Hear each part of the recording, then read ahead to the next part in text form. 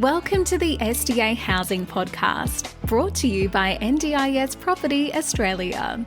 Before starting this episode, we need to provide a general disclaimer. Information contained in this podcast is general in nature only. It does not take into account the objectives, financial situation, or needs of any particular person. You need to consider your financial situation and needs before making any decisions based on the information in this podcast. And you should consider seeking independent and professional advice for your personal circumstances. All right, let's begin.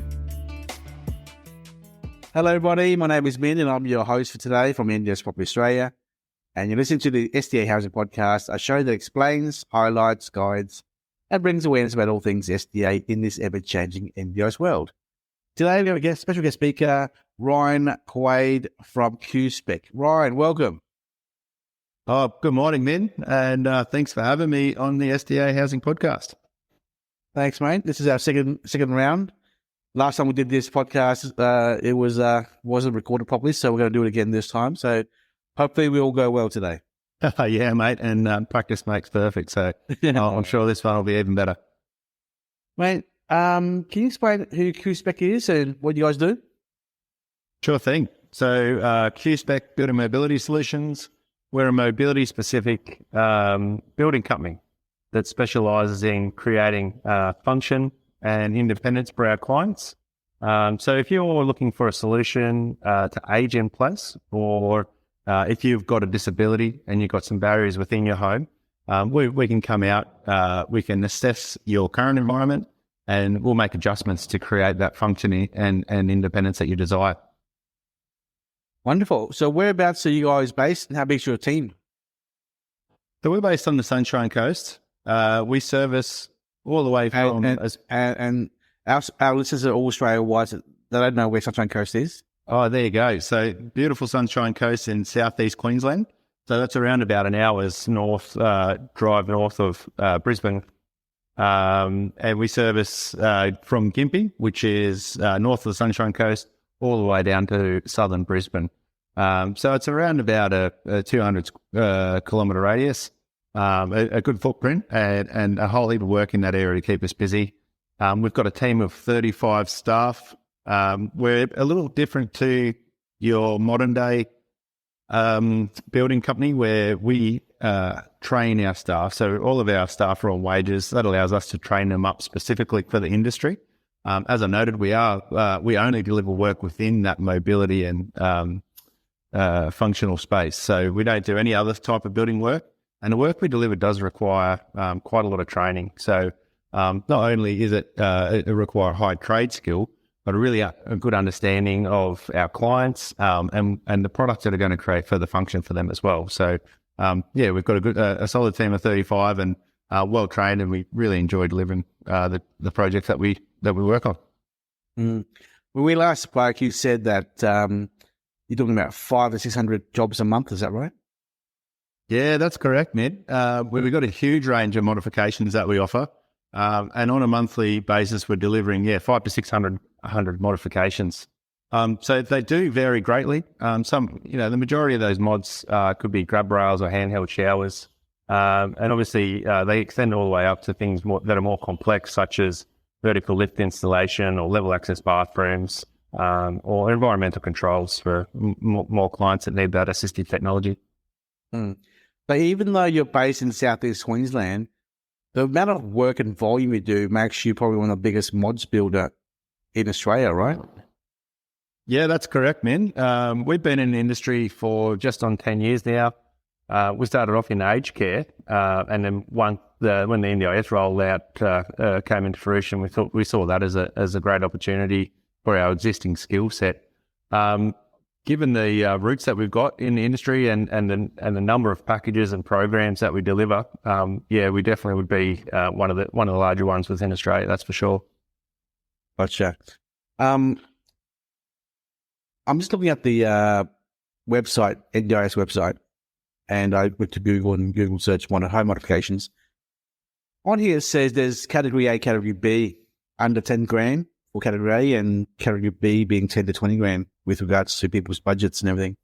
Can you explain to our listeners what those two categories means and what examples of those are you looking at? Yeah, so this is a recent change that they've implemented for participants' plans. And it all comes back to sort of that prior approval model. So given that no one participant's home or requirements are the same, for something that's more complex, there's quite a detailed planning and system or a process to go through before you had, say, anything that's over that $20,000 mark to be approved. So they're generally done on a quote by quote basis. When you're looking at these category A and a category B, that basically indicates that you've got a participant. They've identified that they're going to need modifications that come in under these categories. They've had the funding prior approved, and then you have to find a provider such as Qspec to quote them up and making sure that quote aligns with the budget requirements in the NDIS, and then it just gets approved straight away rather than going through the complex process that involves getting two builders and occupational therapists involved. Gotcha.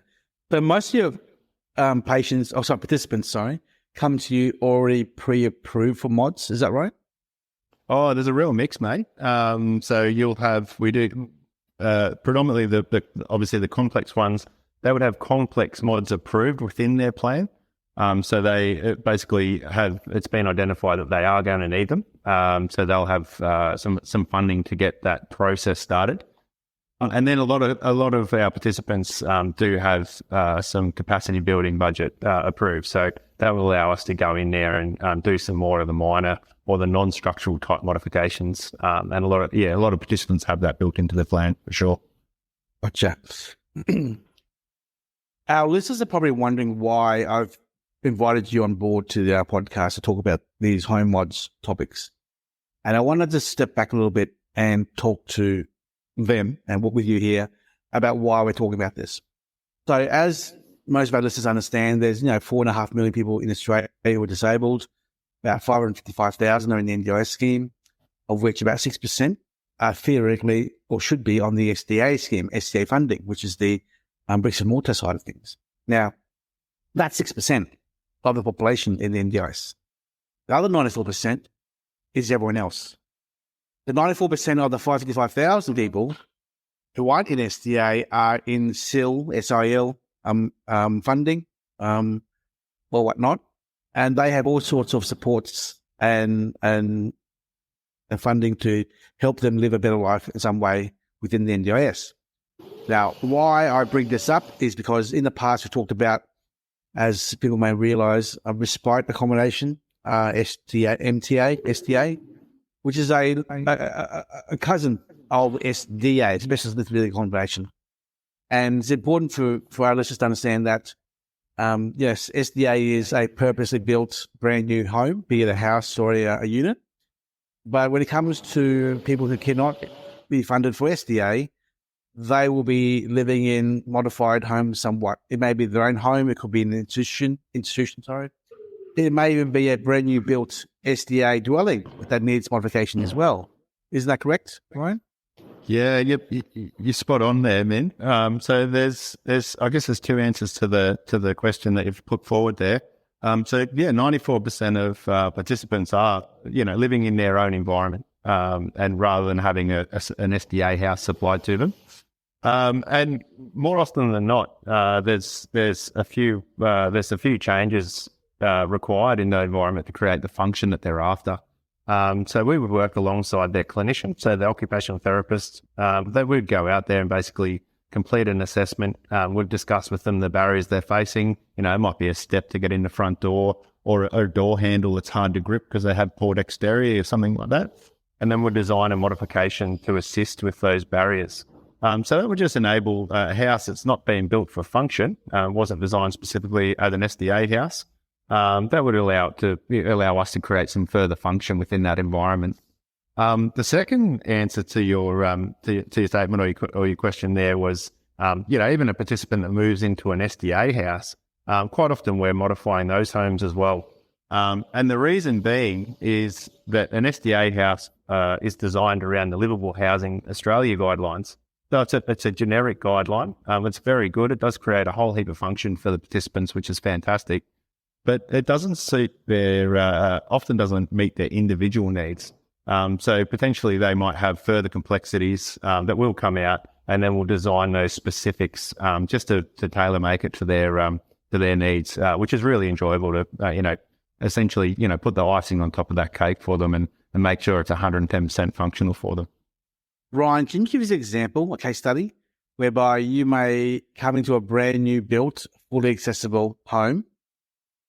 Yeah, kind of thing. What kind of changes would you be required to do at the request of the provider and the participant to slightly modify something in that house to make it suitable to their needs? Give us one or two examples. So the most common example would be ceiling track installation for hoist systems. So that might include, installing some ceiling hoists to allow for ease of transfer, either from the bed onto the equipment or into the bathroom area. So most SDA properties, it is a requirement for them to have capacity for a ceiling hoist to install, and quite often we're installing those hoists to suit the client's needs or the participant's needs once they move in.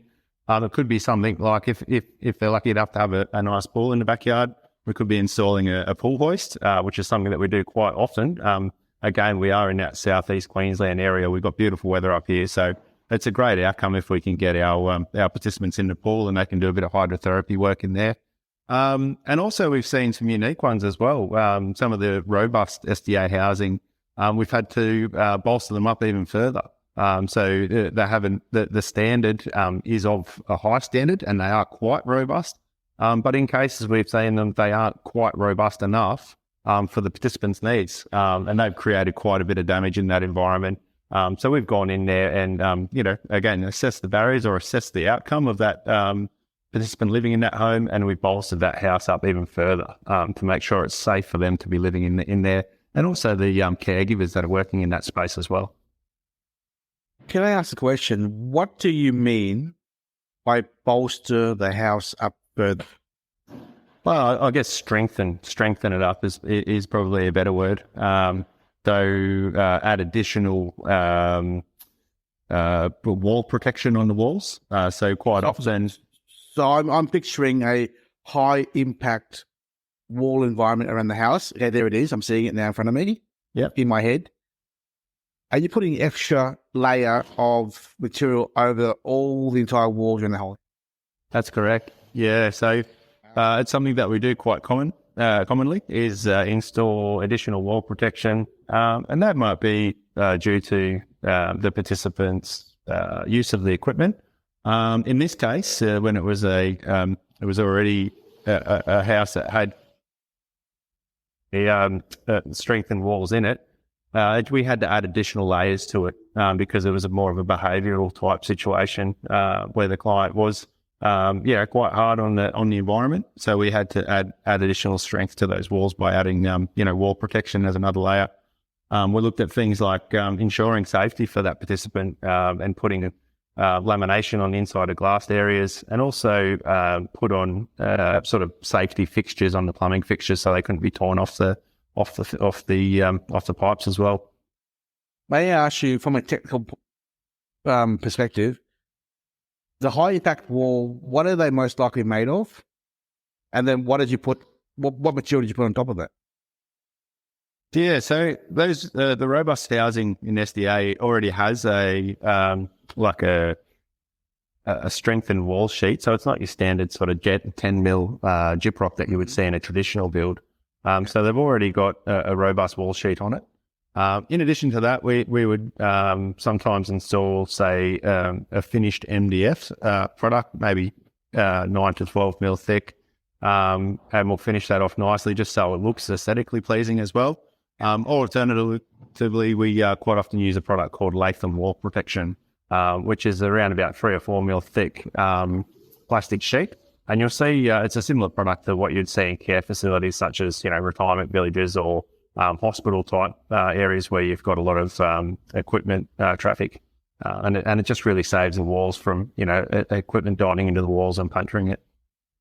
Would this cost of this extra layer of wall protection come from the participants' funding or not?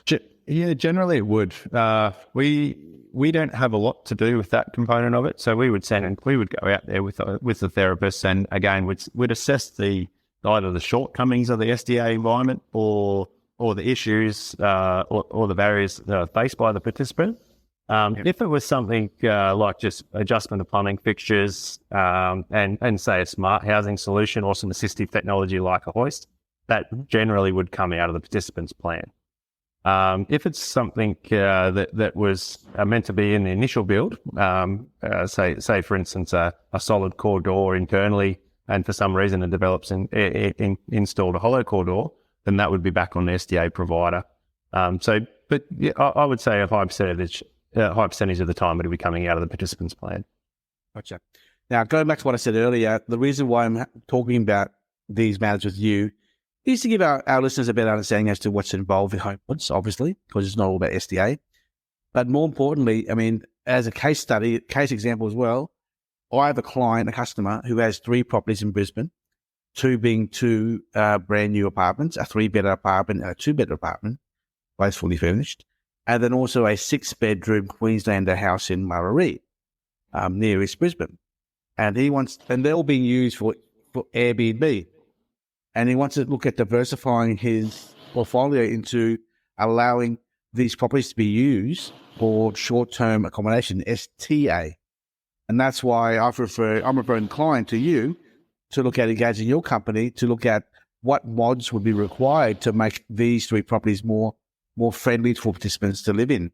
And this is, I guess, another way of thinking about how can we as investors or property owners provide dwellings in the marketplace for participants to be used either short term or long term. So this is an example of such a engagement. Now, I've been talking about this for a while now on our podcast, and this is now an actual case study of how we can implement this to help out with participants to maybe travelling from interstate or from regional areas to come to Brisbane to watch an AFL match or a cricket match and stay short term for 3-4 days. Yeah, absolutely. And these types of properties are actually really useful in the scenario where we're doing complex modifications. Quite often we'll be, ripping an entire bathroom out and installing a vertical lift. And a project like that can take anywhere from sort of 3 to 6 weeks on site. And if it's a dwelling that has a single bathroom, that pretty much makes that area, unlivable for that 3 to 6 weeks. So it's great to have this respite option as well that these properties provide. So in this scenario, we would sort of pop in there. It's very hard to get an existing house up to an SDA standard. But if it's a short-term opportunity or accommodation, a temporary respite sort of scenario, then you can create a lot of function by doing a lot of small things. Yes. I'd recommend your listeners to get a really good understanding of the Livable Housing Australia guideline and start using that as your basis for what you're going to try and create. So it's all about trying to have really good circulation in your common areas and your living areas, and really good access to that home. So yeah, you can certainly do a lot of small adjustments to create a really big outcome in that type of environment. The great thing with home mods is you don't need to comply to building guidelines like the SDA standard requires. Isn't that correct, Ryan? That's right. So if you're building an SDA, you have very much like a new build without the function. You have a certification process. So if you've got if you're an SDA provider, not only do you have to make sure that house is certified with the Building Code of Australia, but it also has to be certified by a livable housing assessor to make sure that it aligns with the SDA guidelines.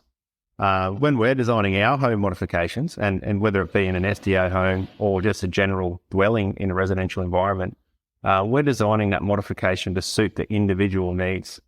So there's no actual standard for that. It's more of a clinical basis. So it's much like going to a GP and having something prescribed for you. We're prescribing those modifications for that individual and their environment. So there's not a generic standard that you would meet. Gotcha.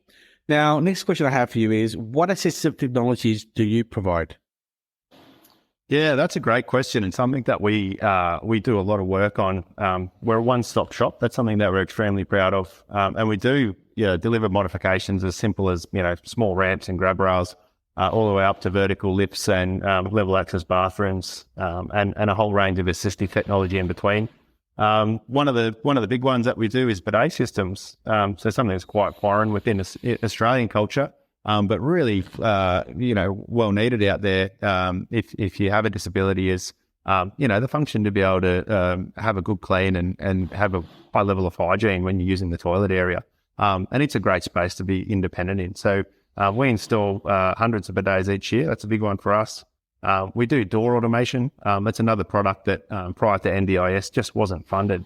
So we automate a lot of doors, and that creates some really good security for our participants.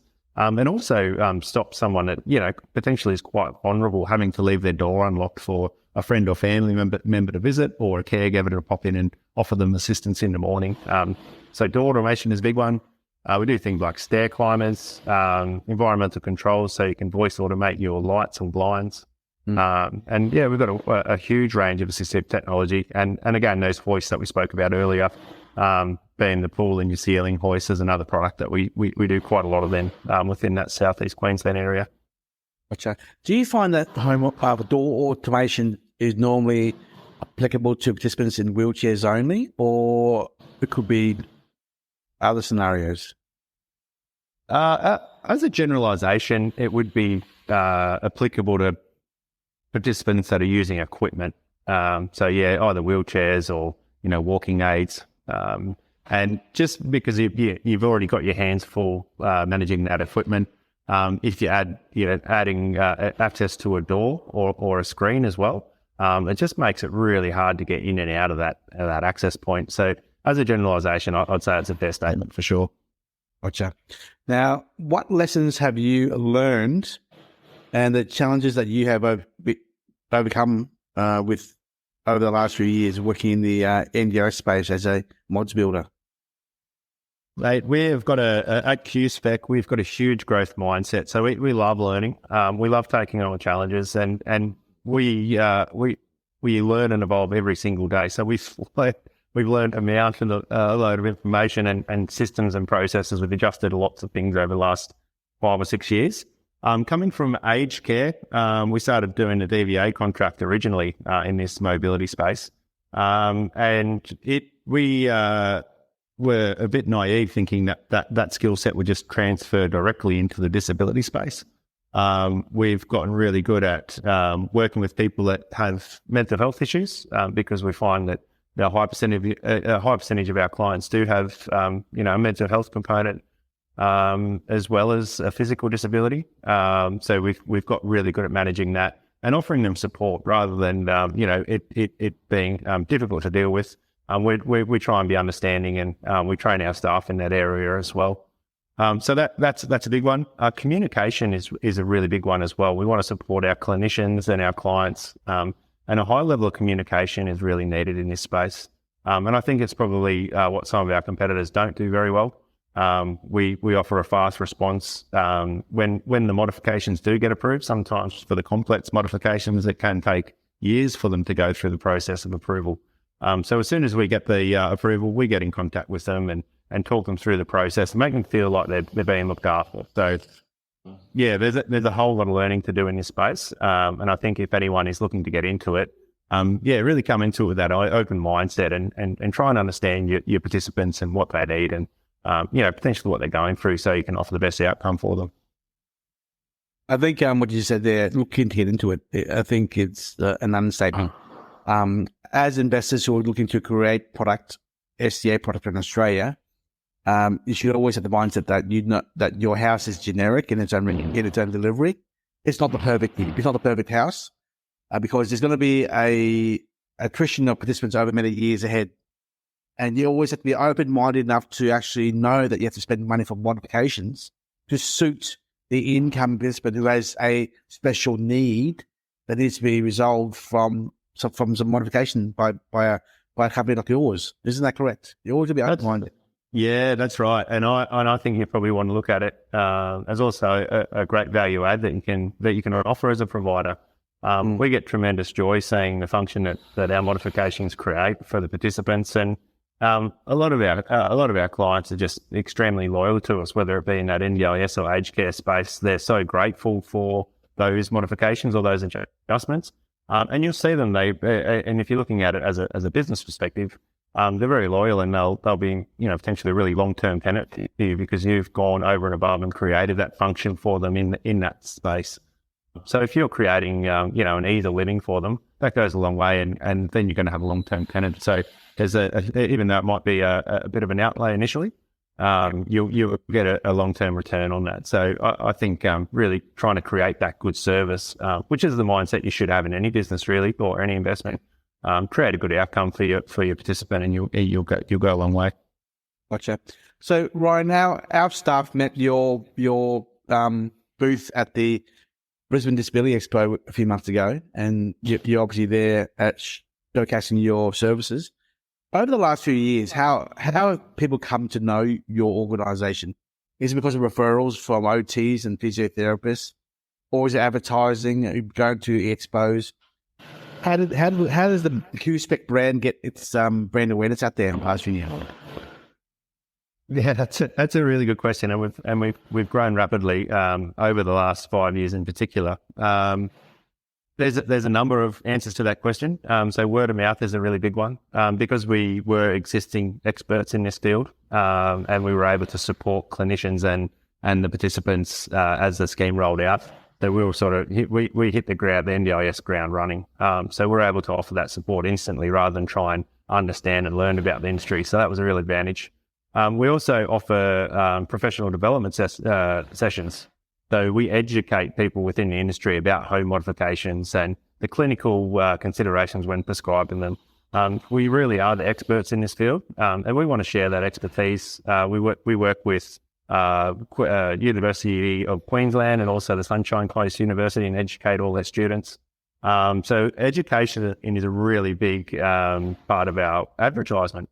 And it's great because essentially it enables them to prescribe better home mods for participants, and also creates more modifications for us as a service provider as well. We attend expos. As you mentioned, we met some of your team at the expos. So they're a great way to get out there and meet people within the industry. And then just the general marketing with the online platforms such as Instagram and Facebook.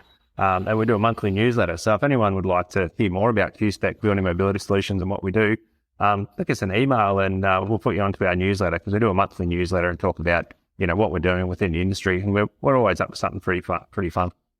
Wonderful. So let's wrap up things up. Any final words of advice you have to any clinicians around Australia, other participants who are thinking about making changes to their home, or even investors who've just built a brand new house? Any words of advice from you as a home mods builder to anyone listening, how to better improve their environment, or an environment for someone who's a participant, to maximize their lifestyle? Yeah, absolutely. So for anyone that's looking to getting into the home mod space, whether that be updating your own home, or as a clinician to design a good modification for one of your participants or clients that you're working with, find a good home mods provider. If you're in Southeast Queensland, come and see us at Qspec. But find a good home mods provider that wants to have that collaborative approach. I think we're working in this great space of community health, where we can talk about the barriers and work through them as a client or a participant, as a clinician, and as a home mods provider. And it's that real team collaborative approach that delivers a good outcome. Because you want the participant to be really proud of their home modification, and that creates a lot more function in it as well. If they're proud of that modification, how it looks, function they create, and they've been a part of creating that modification. With mine, that's that goes a long way. So try and find a home mods provider that really wants to create a good outcome and work with you. Gotcha. Is your showroom in Maroochydore, is it a large location, a large room? Okay. It's more of a training trial space. So we've set that up for participants to come in and trial. We've got functional trials areas. So we've got a traverse ceiling hoist, so you can come in and trial that. We've got bidet systems and all the bidet systems that we've got on display. We've got an environmental controls wall. So we've got our door automation and blinds and some assistive technology set up and a stair climber. We're setting up a walk-in bath in the next month. So it's a really good space for participants to come in and check out all our, grab rails and fixtures and that type of thing. But also for us to run through, different options they have. We find a lot of clinicians come in, and when they're putting in their submissions to the NDIS, quite often we're setting up the ceiling hoist to demonstrate that transfer, if a ceiling hoist installed, potentially could reduce the care needs of that participant as well, which is what the NDIS like to see. So if they film that within our functional showroom, that goes a long way when they're submitting it for funding to the NDIS. So it's not necessarily just a showroom. It's around about 80 square meters, and that's attached to our custom fabrication workshop, which is around about 300 to 400 square meters, where we fabricate all those custom components. Well, Ryan, thank you so much for your time. How do people find out more about you guys? What's your website? What's your phone number? What's the best way to contact your office?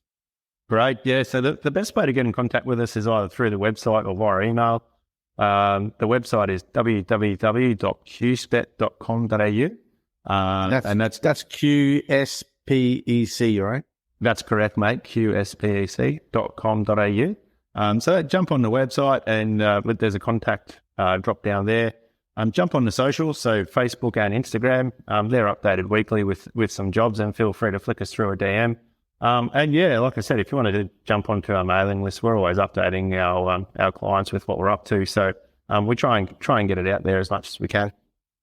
Wonderful. Ryan, thank you so much for your time. Appreciate it. Thanks, Ben. Appreciate it, mate. Have a great day. Done. Bye-bye, mate. Cheers. We hope you enjoyed this episode. Please make sure you are subscribed and following us so you can keep in the loop with all of our upcoming episodes. We would really appreciate it if you could leave us a 5-star rating, a written review, and to share this podcast with those that could benefit. Until next time, catch you on the next episode.